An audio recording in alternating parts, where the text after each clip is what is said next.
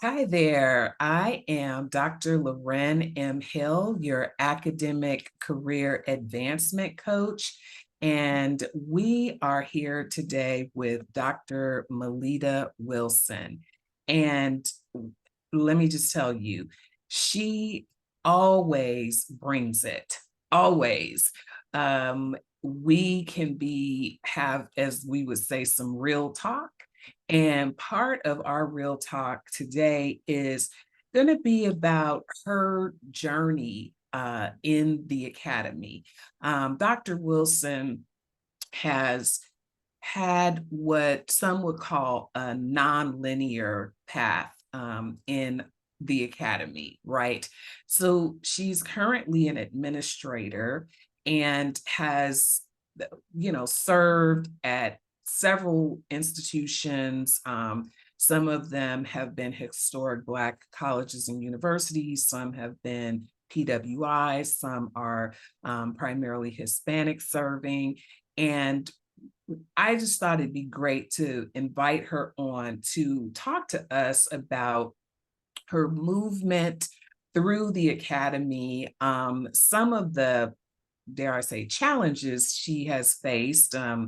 Some of them will be similar to what others of us have experienced, and some may be completely new to you, but I do believe she's going to help us understand how to navigate this space as you ascend through your career. So welcome, Dr. Wilson. Thank you so much for being here today. Thank you, Dr. Hill, for the invitation. Always excited to be in your presence and support what it is that you do. So again, thank you very much. Thank you. Thank you. So let's jump right in. And what I know about you, and the reason that I let our listeners and viewers know that you really have had a nonlinear career, is that you started off in law enforcement. You were on a police force or sheriff's department that sort of kind of ran in the family, right? It was a family profession. And then you had a little bit of a pivot. You are a lover of books. And so you actually had a bookstore, and you continue to have artist talks with some of the renowned authors and New York Times bestsellers and all that great stuff. And you decided at one point, you know what? And let me not forget, you also did college tours and helped to expose youngsters to opportunities of higher ed. So you've been, affiliated and associated with learning. And you too are a lifelong learner, and you obtained your doctorate from USC. And so, and you have some other affiliations, but I'll let you talk about. But I have always admired, because we've known each other for many years now, I've admired your ability to pivot, pick up your stuff and move. I don't have that. Like I am firmly planted.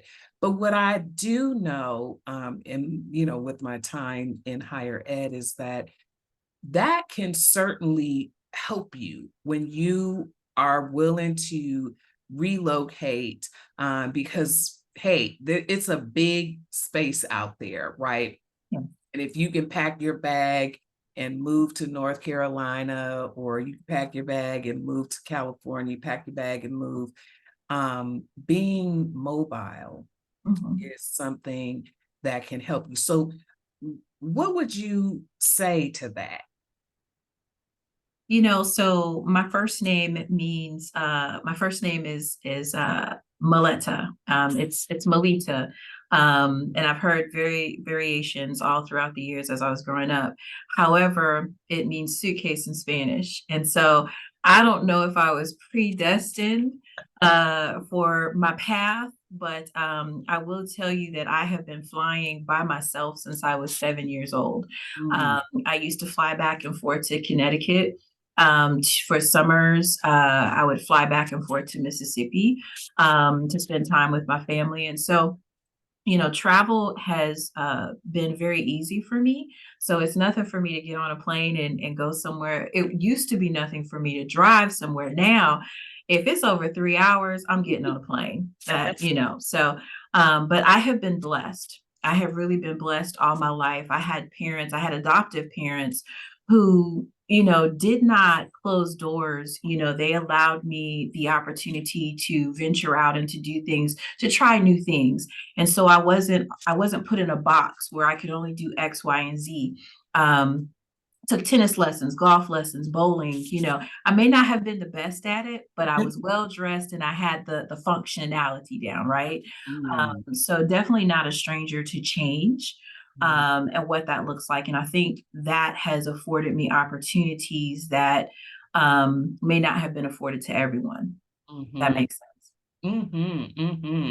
So, all right. So we got this suitcase packed, literally and figuratively, Yes. and your moving about has taken you all over the world, frankly. And so your exposure to different environments, different cultures, maybe led you to like where you are now, right? I'm Yes. always thinking about that Dr. Seuss book, right? The places we will go. Places we will go.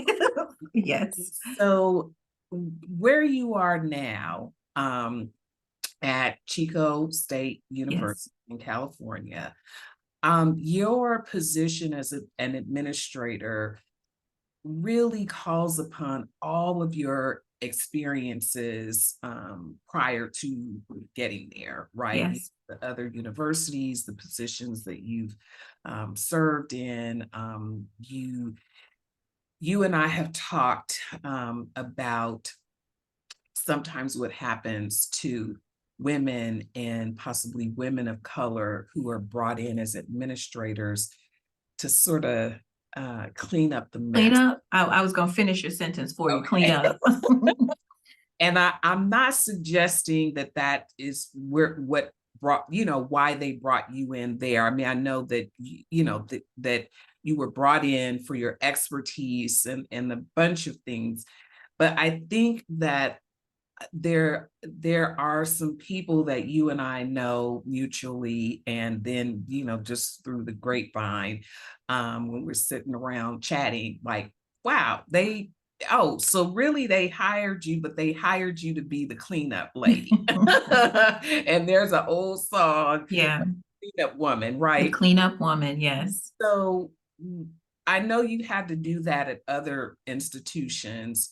And can you talk to us about what it's like, going into a new environment, maybe thinking that you're coming in for one thing, only to find out that actually there's something else going on, and how do you bring those skill sets forward quickly to address what's going on, and then balance the environment. I mean, what could you say about that?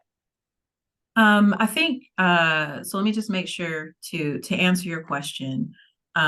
Typically I would say for every job that I have uh done for the last maybe 15 or 20 years, I was specifically asked to apply for that position because my skill set was needed. Now, I often question, well, what skill set, do you think I possess that can help you? And so typically it comes from a place of organization, trust. I am community oriented. I believe in incorporating our stakeholders. I believe that everyone has a seat at the table. Mm, And I believe that the left hand should know what the right hand is doing. mm, I believe in inclusion. mm, But I also believe in communication, and that's the important piece. And so with that, I can remember doing a program on one university's campus, and I wasn't a staff member or anything, but we actually used that campus to do some programming through my sorority. And shortly after, maybe a month or two after, I got a call and said, we need someone to help us with our fraternity and sorority life community. I had the expertise that I had was being a member of the community, right? And so it was like, okay, I've always wanted to work in higher ed. I was like, okay, I thought I was going to get some training gradually. No, it is always baptized by fire. I get there and it's like the first day I'm like, wait, what just happened? This wasn't told, so I've had to kind of incorporate my own training and understanding because I am a conceptual person. And so some folks may go into a position going straight forward. I go into a position building, and bringing stakeholders in, bringing other folks in to help me conceptualize what needs to happen. I joined various organizations that may not have necessarily catered to the position I had, but in the long term of things, they were going to be beneficial and to help me as a conceptual thinker. And so I would say definitely I'm a communicator. I may share too much with you, but what you'll never say is you didn't know. Now, what you choose to do with that information is your choice, but I share because I see synergy.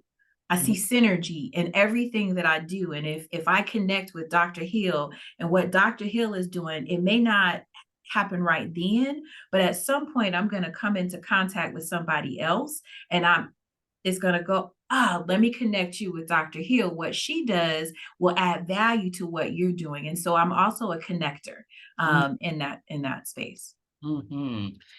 And so you're a connector. That's great. And the reason why I got a big grin on my face when you said that is through Strength Finders. And, I've done a number of assessments. I'm a psychologist, so I assess. And then I also participate in assessments because I'm like, well, how, I want to have the experience. Yeah. And so that's in my top 5. And so I can relate to that. What I also can relate to is this networking, right? So sometimes when I'm working with people, they're like, no, I'm not gonna like networking. It just gets caught in my throat when because people may consider themselves introverts or they're like, I'm not real good at that. And some people would be surprised to know that I'm kind of an introvert, and networking is a skill, and being able to connect and leverage those relationships and connections, not necessarily in a self-serving way, right? But for the bigger picture, right? Like this may help me, but it may help the university, or it might help a student, or it might help a colleague, or how can I pull that forward? And I have seen you in action, as it were. And I would say that you are a master connector. And I very much admire you in that. And perhaps that, because you're connected in so many ways, is why you've been able to have all of these great positions, because somebody knows you, knows your reputation, and then invites you to apply, or advances you internally as a candidate, even though other people are applying as well. But they're like, hey, I think you'd be a good candidate for that. Has that been is that a fair assessment of how that has gone? I would say you're spot on with that. I want to add that when you were speaking about your being an introvert, so to speak, I call us closet introverts because we are on, so much forward facing, that we need time to kind of back up, rest, re-energize, because again, we're on, right? And that's me. And so public speaking was not, or public engagement was not at the forefront. It was actually one of my professors at my alma mater, Bethune-Cookman, who saw something in me that I didn't see in myself. Mm. And she said, Miss Wilson, she had a voice like Eartha Kitt. She said, you are going to pass my class. And it was public speaking. And I was like, no, I'm not, you know? And so it was then that, because of her investment in me, and some of the women that were in my life as a teenager, you know, pouring and investing into me because of my parents, you know, all of that, it helped lead me and get me out of this shell. And so I used to do silly things. That's how I got my attention. Actually, for high school, I was a class clown, and I was proud of that. But my mother did not think that was a good thing, right? Right. So transitioning on, when we talk about how I've been able to, you know, advance, move, be in these circles with some very powerful people, is, and I think for me, because of who my parents were, my mom and dad, who again were my adoptive parents, but my father was a law enforcement officer and my mother was a social worker. And so I learned early on what it is to give more than you receive. Oh, so cute. I know you wasn't expecting, but that's okay. It happens. We're gonna continue on. So my parents were always giving and connecting and doing things right, right? And so that's how I learned to be. And for me, when I'm connecting and I see synergy, I don't have any investment in it. I want you all to connect, do well, go prosper, you know, and move forward. And I think sometimes that's where I get disappointed with folks, because it's always like, you know, what I hear is, okay, don't forget about me. You know, I want my 10%, or I want my cut. And for me, I just want you to be successful. I want everyone to be successful. I want to lift as I go Mhm. in that. And so that has always been my heart. It will continue to be my heart. Has that always happened to me? No, but that's okay, because I'm going to continue as I go up that ladder, whether it be lateral, whether it be upward, forward movement. I'm going to always continue to lift, encourage, and motivate others as I go. That's who I am. So it sounds a bit like this to me, is that it's in your DNA, if you Mhm. will, right? Yes. And it is part and parcel of the collective, right? Yes. And we are of a community that is really a collective community, not the, you know, me, right? Yes. It's the we, We. as evidenced by your commitment, that goes above and beyond, right? So Right. lifting as we climb, if you will, making sure that you're not leaving anyone behind. Right.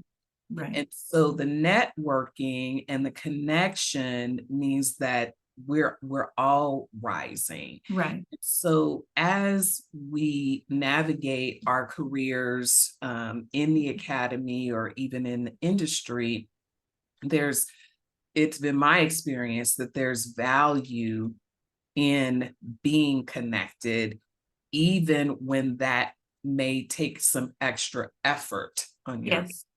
Yes. Yes. I would agree with you wholeheartedly. Um, this journey was not to be taken like you're on an island by yourself. You've got to, if you want to move on, if you want to advance, you can't just sit in your office and, you know, well, I'm doing my job. No, there are all sort of, I just got an invitation to the local NAACP. Mhm. Now, I'm gonna be honest with you. I really don't want to go because I don't want to get dressed up, but I know that I need to go. Some of our students are going, and this is a great opportunity, being new to this area, to meet other people. So I am going to go. But Mhm. again, I don't always want to go, but I know what this could potentially mean for not only myself, but for our students attending the university. And so I really appreciate your candor in that, because look, truth be told, there are times, quite a few times, where I don't wanna, right?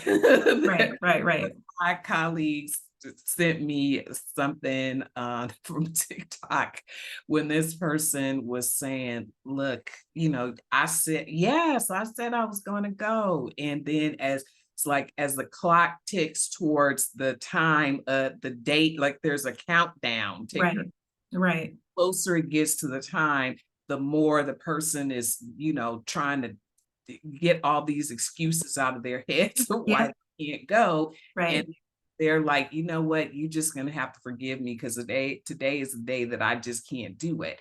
And Right. so for some of us, and I would say some of us in the academy, we can be insulated and it can be reinforced because it can be siloed. And Right. so it's easy to kind of hide, right? Mhm. But that is not going to serve you well. No. You're trying to advance, whether you're trying to advance in rank, whether you're trying to pivot, because you have to engage with other people. Other Right. people are going to be on the interview committees. Other people are going to be on the promotion and tenure committee. Right. I'm not saying you have to, throw a party for everybody, but each time you connect with someone, then they'll remember you as, oh, I remember Dr. Wilson was doing this research project, or I remember Dr. Wilson got a grant for that and she invited me, or Mhm. we were celebrating the students and she said, come on down here. Now, again, people don't realize that that can take a lot of effort on our Mhm. behalf, Mhm. some of Mhm. us. Mhm. But when we do it, it sort of works out magically. Now, the Right. other end of that is at the end of that evening, you're probably going to be wiped out and don't want to do anything for the Of next. course. Of course. Of There's course. so you want to be measured, right? Right. And Right. you want to be strategic about what you say yes to, what you say no to, and Right. want to pause on.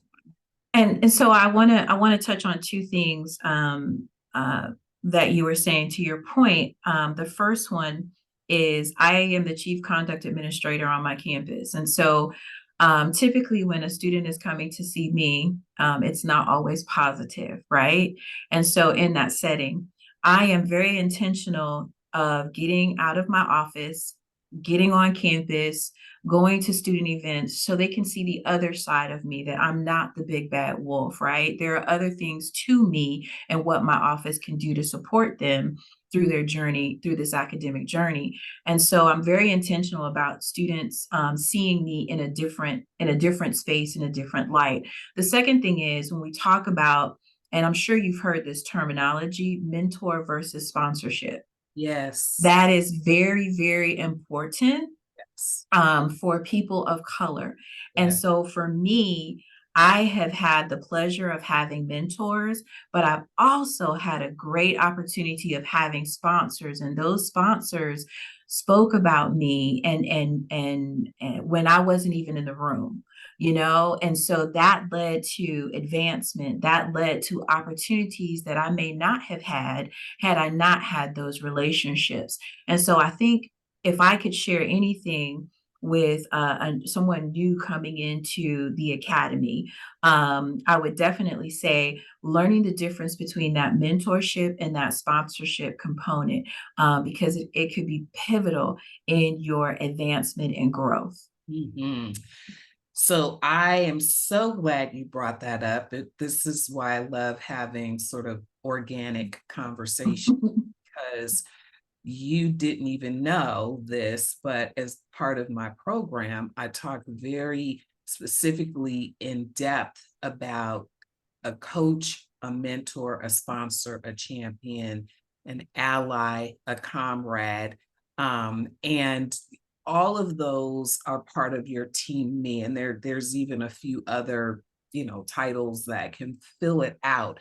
But the core really consists of the coach, the mentor, the sponsor, and the champion, right? Mhm, mhm. And so the sponsor and champions are able to be at tables and in spaces where you aren't, right? Right, right, Very much senior to you, and so right.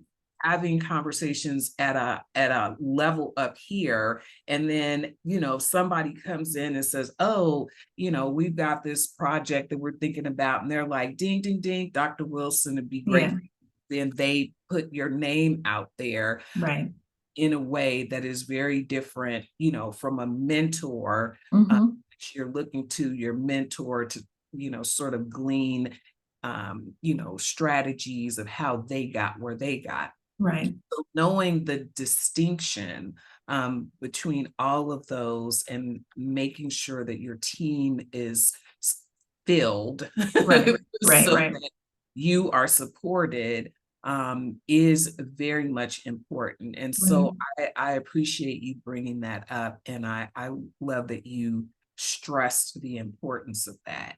And, I also want to circle back to something that you said about making sure that people don't, whether the students or, faculty or provost or whatever, don't always see you as the bad, like, the enforcer, or yes, you kind of started this conversation about sometimes being brought into an institution only to find out that you're there to clean it up. So, right, whether that means you have to separate people from the institution, right, whatever that might be, right, or be the person who's the first one ever documenting stuff. We've had right, right, about that. right, It's balance is what we want, and what will help, I think, keep you as the person sane and healthy, mhm, because who wants to always be the heavy, right? Like, dang, everybody else is having some fun, and then when I walk in, it's crickets because they think I'm here to give somebody a right. or something. Listen, listen, listen, listen, let me just share this with you. I can remember 2 institutions where I have on my first day, "Well, you're probably gonna have to fire so and so," and I'm saying to myself, "You didn't know you had to fire so and so before I got here? Why did you wait until I you know, Right? got here?" And I'm just thinking to myself, "We have to do better." We Yes, have to do yes. better, because I honestly, I have a big heart. And Mhm. so when I look at situations like that, I look at, okay, what did we do to set this person up for success? Right, Is this an right. opportunity for me to coach them? Is Mm, this an opportunity for me to help, get them situated in professional development? Can there right, be a change? Because we've invested in this person for how many ever year, however long. They've been a triage, for the office when nobody else wanted this position. And so now you expect me to come in and now fire them. And so then I'm stuck with, okay, I'm going to try to give this person, an opportunity, which isn't always right. to the best for me. Right. Right, right. And some instances, these situations have been years in the making. Years. And so it becomes very uncomfortable. And then again, now you've got the reputation of like, oh, Right. and then also in terms of morale, people then start to think like, who's next, right? So Right. Right. Right. anxiety is heightened, and there's a whole host of things that go along with that. And if you are the type of administrator, and I think there are more administrators than not that fall into the category of like, we care for our people, right? Right. Right. Right. Right. Um, it's rare the person who's like, I wake up every morning looking to fire somebody, right? Mm-mm. Those aren't the people that we're talking about. Right. Right. Right. It doesn't feel good No, it doesn't. to, when you talk about professional development and coaching and the investment that the institution or organization has put into this person, Right. it can feel like you're just cutting them off, right? Right. Right. the institution may have historically been like, nah, actually, we gave them 57 chances and you just happen to be here now. And we're like, well, maybe you can get rid of them, which still isn't the best strategy. No. Because maybe you could be the person to help turn that person around, but Right. there's institution, and really, frankly, the person is like, ugh, right? They're Right. go anyway. So Right. in those times, I often wonder, what could have been an intervention that could have saved the institution, because the business side of it, Mhm. as administrators, we know like that is an investment. Like Right. that's resources going out the door. Right. So if we could keep that resource and do some type of corrective program that's not necessarily punitive, if we could repair that, Yeah. wouldn't that be a great story? And Right. that doesn't happen as often as I would like it to happen. Yeah. I've that has happened. It took some work. It took building trust. Mm, And but I will say it's probably happened more times than not that I've had to, you know, let some people go. mm, And it broke my heart, but at the same time, I have the documentation. This is where we are. This is what needs to happen, even to the point of performance improvement plan, whatever that looks like. right. And at that time, it was probably, I can remember one instance, the person was just tired. They Mm, were mentally exhausted and just tired of, the systemic issues that were happening, them being the triage person or put in this position because they had no one else, wasn't trained, so many things were happening. mm, But they left the institution and actually grew, achieved, mhm, went for better, mm. and so I was really excited about that, and thankful that they didn't take it personal, because it's never personal with me, never personal with me. Ugh, wow. So that's the one end of it, is, having to separate someone from an Mhm, institution. You've also been on the other end of mhm, hiring, and being, mhm, mhm, so I wonder if we can give our audience mhm, some tips about what, if you could think of a couple of questions to ask during mhm, the interview or the promotion process, because if you're being interviewed, whether mhm, that's promotion or hiring or transition or whatever, you're going to be asked usually standard questions. mhm, And I know during my time as a hiring administrator, I would always say, and do you have any questions for me? mhm, Use that as an opportunity to, like, you can ask me whatever you want. I mean, within certain parameters, right? mhm. So a lot of times people are like, nope, I don't have any questions. And I think that's a bit of a missed opportunity, right? Mhm, Um, I think you should always ask at least one question. I mean, mhm. talks about that. So, my, two of my typical questions, one is I already shared with you, was the sponsorship or mentorship, and I asked, what is the employer's philosophy on mentorship and sponsorship?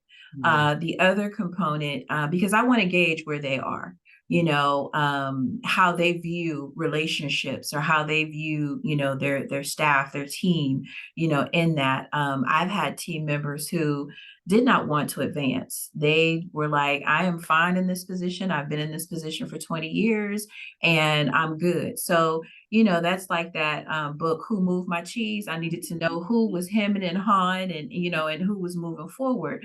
But then also, on that other side of it, what is the organization's practice with professional development? Are there funds, you know, for me to go to conferences? Because I thrive. I present at conferences. I thrive getting this information and meeting my colleagues all across the country, being able to bring back some of these creative, innovative ways that they have done. You know, if they've already tried it, why do we need to reinvent the wheel? Why can't we apply what has already been done, just tweak it to our particular institution? And so I need to know their philosophy. This past year, my university was on a hiring freeze. We couldn't travel anywhere. And then living in California, we were on a travel ban for about 28 states that we could not travel. I always said that was a disservice to us. It wasn't hurting these other states because we weren't learning, we weren't thriving, you know, as individuals, because we weren't able to get this information from, you know, we weren't able to see trends and talk about what works, what doesn't work.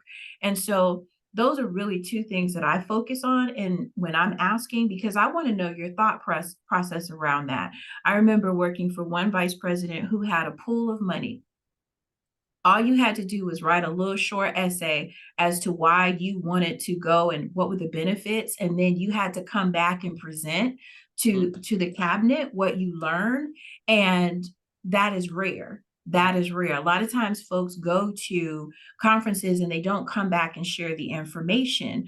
You know, it's for them, right? But for me, I want to share with you, how can we incorporate this on our campus, you know, to move us forward or break down some of these systemic barriers, you know, or break down some of these barriers for our students, right? So, but those are two questions that I really focus on. But then of course, always, I just want to know the timeline. You know, am I going to be sitting here for 3 months waiting? You know, what's the next steps? I need to conceptualize how this is going to look. Well, those are three very important elements, right? So we have professional development, and two of those sort of fall in professional development with terms of the mentoring and the sponsorship. And then the other one are the, you know, going to participate in conferences and you know, what are the resources that are available for that? And sometimes the resources around professional development funds can be used for coaching as well. Right. So one of the things that I have really been helping people ask as well is, what are the parameters around professional development funds and the institution? Like, what can I get internally? And, you know, if it's not here, how can y'all pay for it to help me? Right. So, and, you know, and then the timeline is important, because whether the institution or the department has a timeline, we should have a timeline for ourselves, right? Like, all right, I'm coming in here and, you know, I already looked at the handbook and I know you have to wait the clock out for 3 months before I could promote or in rank, or I have to, but with your career timeline, like, you know, hey, want to be retired by X date. So how do I work that backwards? So those are all really great questions. I so appreciate your time and your wisdom and your insight. This has been, you know, very, very informative, Dr. Wilson. And thank you. I'm so glad to know you as I do. And I'm now glad that our audience will know you as well. So thank you so much. I appreciate you immensely. And this is Dr. Loren M. Hill, your academic career podcast. I look forward to connecting with you again soon. Thank you. Thank you.